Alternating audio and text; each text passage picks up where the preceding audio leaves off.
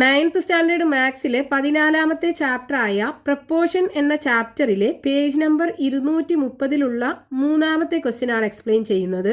Within a circle of diameter 10 centimetres lines are drawn parallel to the diameter. അതായത് 10 centimetre diameter ഉള്ള ഒരു semi സർക്കിളിൻ്റെ ഡയമീറ്ററിന് പാരലലായിട്ട് ലൈനുകൾ വരച്ചിട്ടുണ്ട്. ഇനി in each of the pictures below calculate the length of the line parallel to the diameter. ഇവിടെ 2 figure കാണാം. ഈ 2 ഫിഗറിനകത്തും ഈ ഡയമീറ്ററിന് പാരലലായിട്ടുള്ള ഈ ഗ്രീൻ ലൈൻ ഉണ്ടല്ലോ, ഈ ലൈനുകളുടെ ലെങ്ത് കണ്ടുപിടിക്കണം.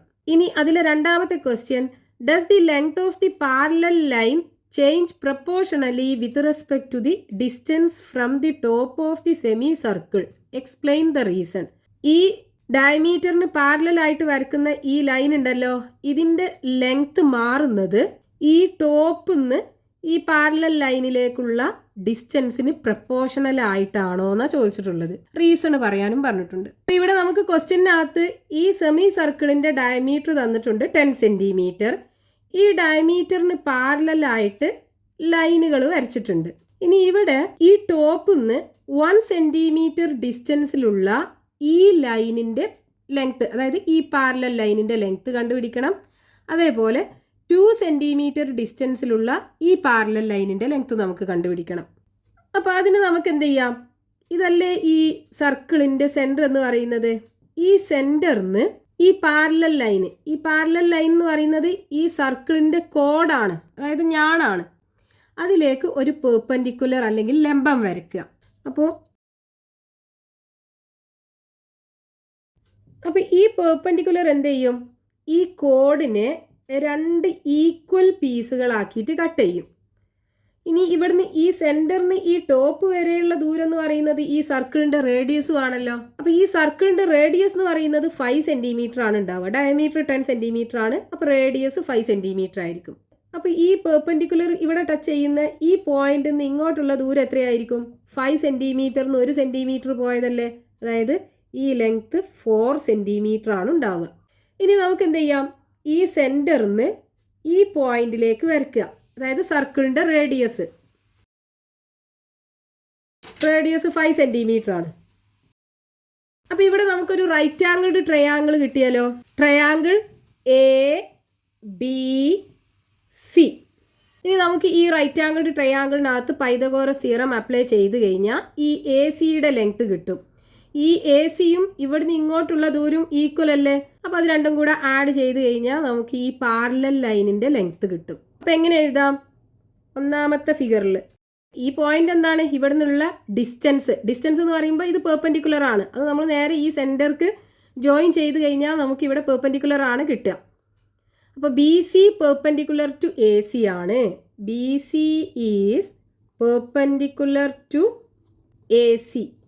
അപ്പോൾ ഈ BC ഈ പാരലൽ ലൈനിനെ ബൈസെക്റ്റ് ചെയ്യുമല്ലോ. സോ BC ബൈസെക്റ്റ് എന്ന് പറഞ്ഞാൽ 2 ഈക്വൽ പീസാക്കി കട്ട് ചെയ്യും. The parallel line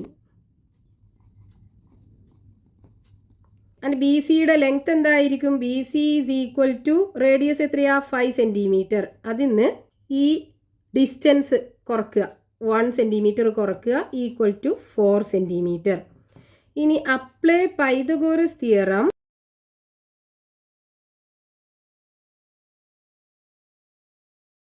in triangle ABC. എന്താ പൈതഗോറസ് തിയറം പറയുന്നത്? Hypotenuse square is equal to base square plus height square, അല്ലെങ്കിൽ base square plus height square is equal to hypotenuse. അപ്പോൾ base എന്താണ് ഇവിടെ? AC അല്ലേ. AC square plus height ആണെന്നുണ്ടെങ്കിൽ BC square is equal to hypotenuse AB square. AC ആണ് നമുക്ക് കാണേണ്ടത്. AC square plus BC എത്രയാ? 4 സെന്റിമീറ്റർ അല്ലേ. അപ്പോൾ 4 square is equal to AB 5 square. So AC square is equal to 5 square. ഈ 4 സ്ക്വയറിന് അപ്പുറത്ത് കൊണ്ടുപോയാൽ -4 സ്ക്വയർ ആവും. ഇസ് ഈക്വൽ ടു 5 സ്ക്വയർ എന്ന് പറയുന്നത് 25 മൈനസ് 4 × 4 16. സോ ഈക്വൽ ടു 25 16 പോയാൽ 9. അതായത് AC സ്ക്വയർ ആണ് 9. അപ്പോൾ A C is equal to എന്ത് കിട്ടും? Square root of 9, that is equal to 3 centimetre കിട്ടും. അപ്പോൾ ഇതിൻ്റെ ലെങ്ത്ത് നമുക്ക് കിട്ടി 3 സെൻറ്റിമീറ്റർ. ഇനി ഈ പാരലൽ ലൈനിൻ്റെ ലെങ്ത്ത് നമുക്ക് കാണാലോ. ഈ 3ക്ക് 3യും കൂടെ ആഡ് ചെയ്താൽ പോരെ. അപ്പം length of parallel line is equal to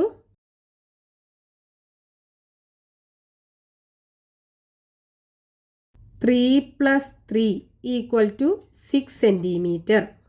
അപ്പോൾ ഫസ്റ്റത്തെ ഫിഗറിനകത്ത് ആ പാരലൽ ലൈനിൻ്റെ ലെങ്ത്ത് നമുക്ക് കിട്ടി.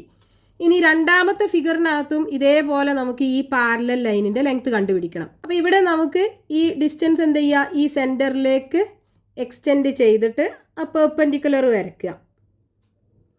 എന്നിട്ട് ഈ റേഡിയസും വരച്ചെടുക്കുക. അതായത് ഈ പാരലൽ ലൈനിൻ്റെ ഒരു എൻഡിലേക്ക് ഈ സർക്കിളിൻ്റെ സെൻറ്ററിൽ നിന്ന് വരച്ചെടുക്കുക. അപ്പോൾ നമുക്കിവിടെ റേഡിയസ് 5 സെൻറ്റിമീറ്റർ. ഇനി നമുക്കിവിടെ കാണേണ്ടത്, നമുക്ക് ട്രയാങ്കിളിന് പേര് PQR എന്ന് കൊടുക്കാം. അപ്പോൾ ഇവിടെ ഈ QR എന്തായിരിക്കും? റേഡിയസ് 5 സെൻറ്റിമീറ്റർ ആണ്. ഇവിടുന്ന് ഇതുവരെയുള്ള ദൂരം 2 സെൻറ്റിമീറ്റർ ആണ്. അപ്പോൾ ഇതെന്തായിരിക്കും? QR ഈസ് ഈക്വൽ ടു 5 സെൻറ്റിമീറ്ററിന് 2 കുറച്ചത്, that is equal to 3 centimetre ആയിരിക്കും ഈ QR എന്ന് പറയുന്നത്. അതായത് ഈ പാരലൽ ലൈന് കോഡ് അതിലേക്കുള്ള പെർപെൻഡിക്കുലർ 3 സെൻറ്റിമീറ്റർ ആയിരിക്കും ഉണ്ടാവുക. ഇനി നമുക്ക് ഈ PR കാണണം. അപ്പോൾ ഈ ട്രയാങ്കിളിനകത്ത്, അതായത് ട്രയാങ്കിൾ PQRനകത്ത് പൈതഗോറസ് തിയറം അപ്ലൈ ചെയ്യുക. സോ അപ്ലൈ പൈതഗോറസ് തിയറം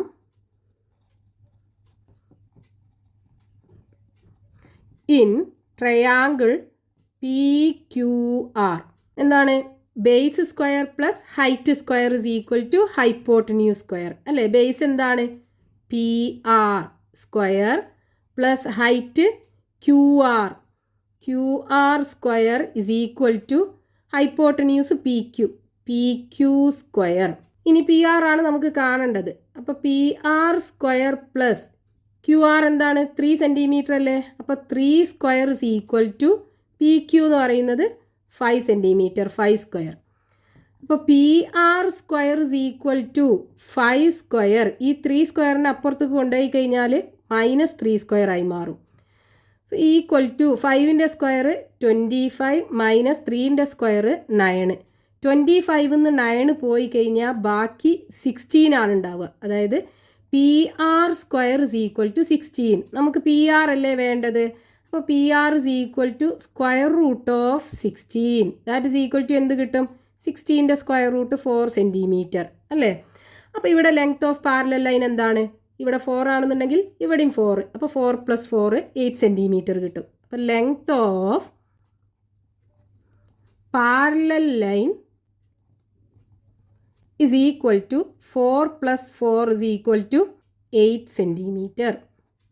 ഇനി ഇതിനകത്ത് രണ്ടാമതൊരു ക്വസ്റ്റ്യൻ ഉണ്ടല്ലോ. അവിടെ എന്താ ചോദിച്ചിട്ടുള്ളത്?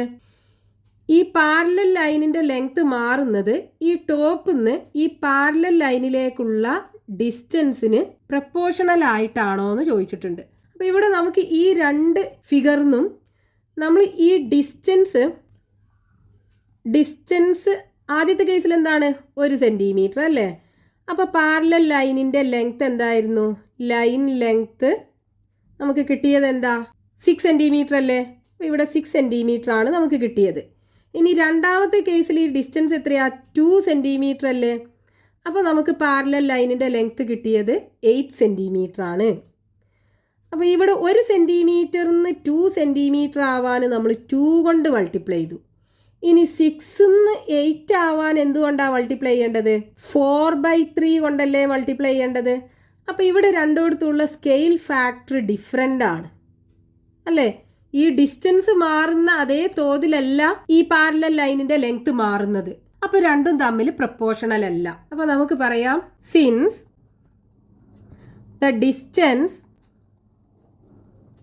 അതായത് ഫ്രം ദ ടോപ്പിൽ നിന്ന് ഈ പാരലൽ ലൈനിലേക്കുള്ള distance and length of parallel line are not scaled by the same factor.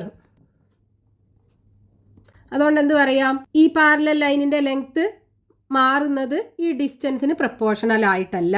So length of parallel line not changes proportionally with respect to distance. Proportion അല്ലാത്തതിൻ്റെ റീസണും എഴുതാൻ പറഞ്ഞിട്ടുണ്ടായിരുന്നു നമ്മളോട്. എന്താണ് റീസണ്? ഈ പാരലൽ ലൈനും ഡിസ്റ്റൻസും മാറുന്നത് ഒരേ സ്കെയിൽ ഫാക്ടർ വെച്ചിട്ടല്ല. അതുകൊണ്ടാണ് രണ്ടും തമ്മിൽ പ്രപ്പോർഷണൽ അല്ലാത്തത്.